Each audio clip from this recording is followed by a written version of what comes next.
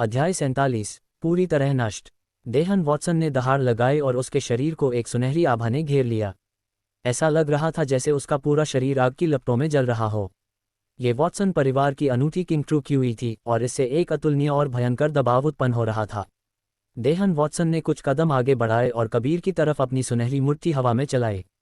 एक शक्तिशाली और तीव्र क्यूई दहाड़ के साथ बाहर निकली। पलक झपकते ही ये दबाव सीधे कबीर के चेहरे पर आ पहुंचा। आभा से भरी यह चोट गर्जना करती हुई आगे बढ़ी, अपने पीछे धमाकों की एक श्रृंखला छोड़ती हुई जिसने पास के सभी पत्थरों को कई टुकड़ों में तोड़ दिया। एक गहरी खाई बन गई, जैसे फर्श को अभी अभी हल से जोता गया हो। ये देखकर भीड़ कांप उठी। अगर किसी को इतनी शक्ति से मारा जाता तो वह सिर्फ कीमा ही बन जाता। सिर्फ इतनी शक्ति के साथ तुम खुद को एक कुलपति पितृसत्ता कहने की हिम्मत करते हो। मेरे पिताजी एक हाथ पीछे बांधकर तुम्हें कुचल सकते हैं। कबीर ने तिरस्कारपूर्वक मुस्कुराते हुए अपनी बांह को तेजी से हिलाया और तुरंत आती हुई क्यूई आभा को खत्म कर दिया। हर कोई सदमे में था। कबीर ने सिर्फ अपने हाथ को ऐसे हिलाया जैसे वह मक्खी भगा रहा हो, लेकिन हैरान दर्शकों के सामने वह भयानक क्यूई आभा आसानी से गायब हो गई। कबीर की क्यूई आभा केवल एक हाथ हिलाने से ही बाहर आ गई और वह देहन वॉटसन के प्रहार को पूरी तरह से खत्म करने में सक्षम था। यह अपने आप में इस बात का अकाट्य प्रमाण था कि कबीर की क्यूई आभा देहन वॉटसन की क्यूई आभा से कई गुना ज्यादा मजबूत थी। कबीर के हाथ के एक हल्के से हिलाने के बाद देहन वॉटसन का आत्मविश्वास और अहंकार हवा में गायब हो गया। इसने उसे इस बात पर संदेह करने पर मजबूर कर दिया कि क्या उसकी क्यूई आभा अपनी पूरी क्षमता को उजागर और प्रदर्शित कर पाई थी, लेकिन उसकी क्यूई आभा द्वारा बनी खाई को देखकर उसे एहसास हुआ कि ऐसा नहीं था। जब उसने इसके बारे में दोबारा सोचा तो उसका पूरा शरीर हिल गया, क्योंकि उसे एहसास हुआ कि वह कबीर की दुर्जेय शक्ति का मुकाबला नहीं कर पाएगा। वर्तमान में देहन वॉटसन बाकी सभी के साथ चकित होकर खड़े थे। एक झटके के साथ कबीर देहन वॉटसन के सामने भयावह गति से आ गया, जिसने एक बार फिर सभी को सदमे में डाल दिया। इससे पहले कि देहन वॉटसन प्रतिक्रिया दे पाता, उसने अपने पेट से एक भयानक दर्द महसूस किया। उसने तुरंत अपना सिर नीचे किया और एक भुजा देखी जो नीले रंग की ट्रू क्यूई से ढकी हुई थी। वह उसके पेट के आर पार हो चुकी थी और उसकी पीठ से बाहर निकली हुई थी। अह! देहन वॉटसन ने जोर से चीखा। इस समय तक कबीर ने अपनी बांह को पहले ही बाहर निकाल लिया था। उसने अभी अभी अजूर ड्रैगन क्लॉ का इस्तेमाल किया था, अपनी ट्रू क्यूई को एक तेज ड्रैगन पंजे में बदल दिया था। उसकी तीक्ष्णता से एक कठोर पत्थर को आसानी से भेदा जा सकता था, एक नाजुक मानव शरीर की तो बात ही छोड़िए। ट्रू क्यूई अभी भी उसकी बांह के चारों ओर लिपटी हुई थी। उस क्रूर प्रहार से एक भी खून का धब्बा नहीं दिखा। अपने सामने फीके पड़े देहन वॉटसन को देखते हुए कबीर ने ठंडे लहजे में कहा, मेरी नज़रों से दूर हो जाओ। यह मेरे और ब्लैकविंग गैंग के बीच की बात है। जब तुम हमारे बीच आए तो तुम खुद ही यह सब लाए। अभी के लिए मैं तुम्हारी कुत्ते जैसी जान बख्श रहा हूं और तुम्हें हमारे विल्सन परिवार की असली ताकत देखने देता हूं। देहन वॉटसन कबीर की ताकत से पूरी तरह से हैरान था। हालांकि उसका दिल नाराजगी से भरा हुआ था, उसने जवाब में कुछ भी कहने की हिम्मत नहीं की। अंत में वह अनिच्छा से रेंग कर दूर चला गया और कुछ लोग उसकी मदद के लिए आए, उसे ब्लैकविंग गैंग की हवेली से दूर ले गए। कबीर ने अपनी आंखें ब्लैकविंग गैंग के लीडर की ओर केंद्रित कीं। उसकी आंखों के भीतर नीली बिजली चमक रही थी, क्योंकि उसके पूरे शरीर से कत्ल करने की क्यूई निकलनी शुरू हो गई थी। वहां मौजूद सभी लोगों पर अपनी नज़रें घुमाने के बाद वह आखिरकार ब्लैकविंग गैंग के लीडर के पास पहुंचा। कबीर ने ठंडे लहजे में कहा, अगर तुम में से कोई भी उन चीज़ों में दखल देता है जिनमें तुम्हें दखल नहीं देना चाहिए, तो जो होता है उसके लिए मुझे दोष मत देना। तुम्हारे और मेरे बीच कोई गहरी दुश्मनी नहीं है और मैं कोई अनावश्यक कार्रवाई नहीं करना चाहता जिससे मेरी ताकत बर्बाद हो। गवर्नर हेतल वॉकर मॉर्टल मार्शल दायरे के 8वें स्तर के एक विशेषज्ञ थे। हालांकि उनकी कुल ताकत देहन वॉटसन से बहुत अधिक थी। जब उन्होंने कबीर का प्रदर्शन और कौशल देखा तो हेतल वॉकर बेहद असमंजस में पड़ गए। अगर वह कबीर का सामना करते और किसी तरह जीत भी जाते तो हेतल वॉकर को पूरा यकीन था कि वह बिना चोट के बाहर नहीं निकल पाएंगे। यह उनके लिए स्पष्ट रूप से फायदेमंद नहीं होगा और वह इस बात को स्पष्ट रूप से देख सकते थे। अन्यथा वह कभी किंग सिटी के गवर्नर नहीं बनते। उन्होंने देखा कि ब्लैकविंग गैंग के लीडर ने एक युवा कीमियागर को नाराज किया था जिसकी क्षमता अतुलनीय थी। यह इसके लायक नहीं था। इसमें यह बात तो जोड़ी ही नहीं गई कि विल्सन परिवार से छेड़छाड़ करना ठीक नहीं था। बिना किसी देरी के हेतल वॉकर अपने बेटे को लेकर तुरंत निकल गए। जहां तक ब्लैकविंग गैंग के लीडर की बात थी, वह चीज़ों के वर्तमान प्रगति को रोक नहीं सका। ऐसा इसलिए था क्योंकि वह पहले से ही जानता था कि आज के बाद ब्लैकविंग गैंग किंग सिटी में मौजूद नहीं रहेगा।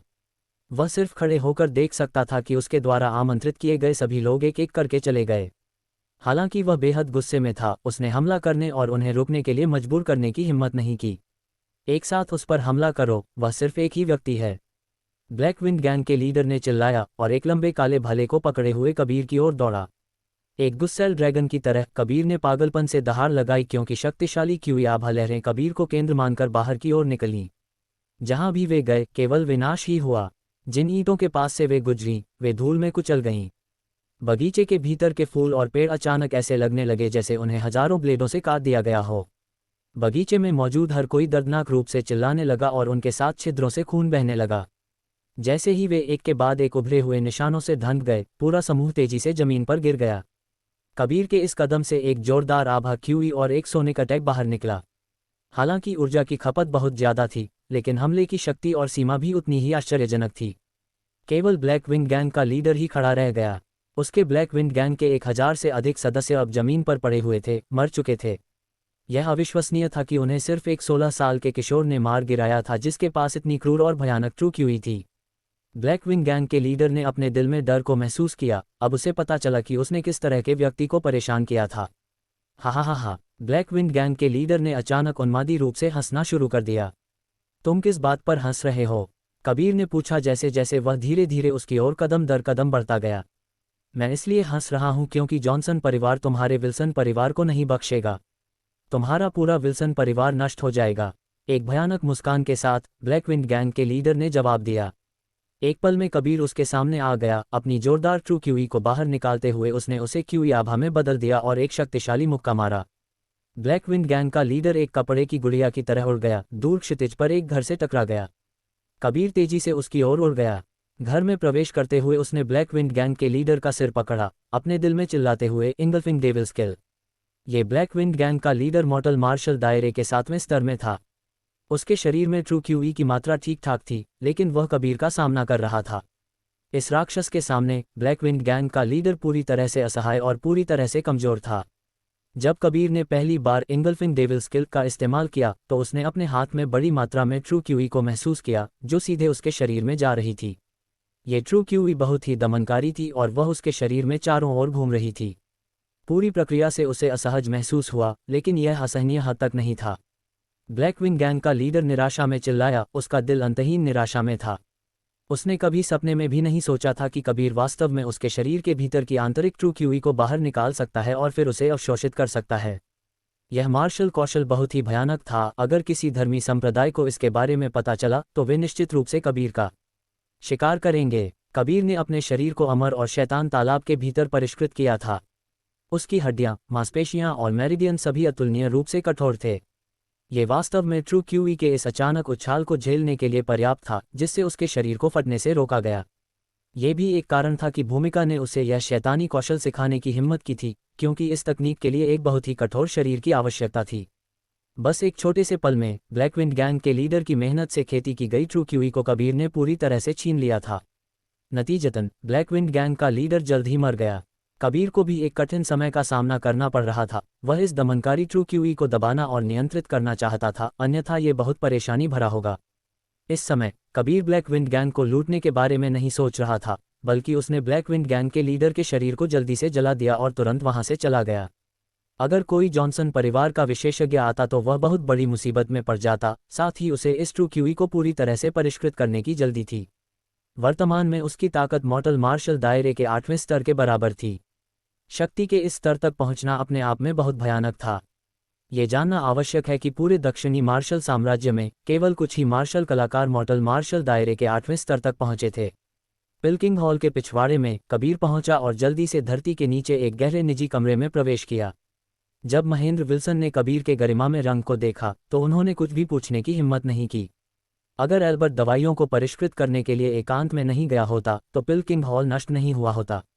ब्लैक विंड गैंग को नष्ट कर दिया गया है। ये खबर जल्द ही पूरे किंग सिटी में फैल गई। सुबह में वे पिल्किंग हॉल में परेशानी पैदा करने के लिए गए थे, लेकिन उसी दोपहर में पूरे गिरोह को पूरी तरह से मिटा दिया गया। सिर्फ यही नहीं, बल्कि यह भी अकेले कबीर द्वारा किया गया था। किंग सिटी के निवासी कबीर की ताकत से सभी चकित थे और इस बिंदु पर उन्हें कबीर के कितना शक्तिशाली होने की एक नई समझ थी। हालांकि कई लोग मर गए थे, लेकिन कोई भी इन चीजों को संबोधित करने के लिए आगे नहीं आया, न ही वे हस्तक्षेप करना चाहते थे। हालांकि शाही महल में सम्राट थे, उन्होंने भी इन शक्तिशाली हस्तियों को उकसाने की हिम्मत नहीं की, क्योंकि वे इन मार्शल विशेषज्ञों की दुर्जयता के बारे में बहुत अच्छी तरह से जानते थे।